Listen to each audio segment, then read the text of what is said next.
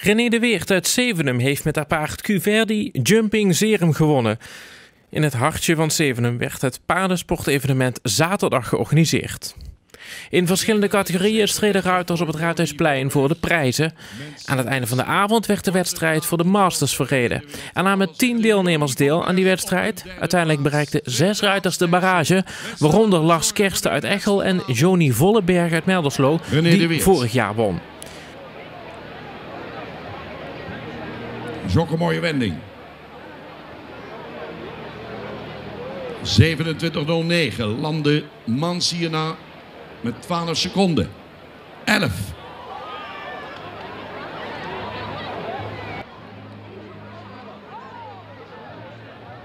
Is snel, mensen. 27.09. En... oh ja! Wat een rit, 26.58. Nog één keer applaus voor René de Weert. De Weert won de wedstrijd. Ze komt uit voor een stal uit Zevenum en woont daar ook. Ja, ik woon ondertussen al een jaar of 6 hier in Limburg. Dus ja, het is leuk om hier te winnen nou. Je had een heel snel paard. Wist je dat hij zo snel zou zijn? Nee, dat wist ik eigenlijk niet. Of in ieder geval, ik heb er nog niet eerder een barrage mee gereden. Dus ik heb het erop gegokt en het pakte goed uit. En vermogen had hij genoeg, want de hindernissen stonden aan het einde van de Masters op 1,60. Voelt hij ook zo goed?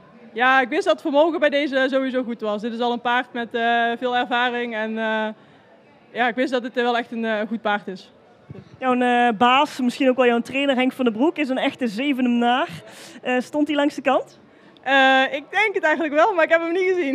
Dus je hebt geen aanwijzingen meer van hem gekregen voordat je naar binnen reed? Nee, ik heb hem niet in de buurt gezien. Dus, Ik denk dat jij gaat genieten, of niet, van deze overwinning? Ja, het was mooi. Ik had al een hele goede week achter de rug. En iedere keer net niet kunnen winnen, dus mooi dat ik nou dit heb kunnen winnen.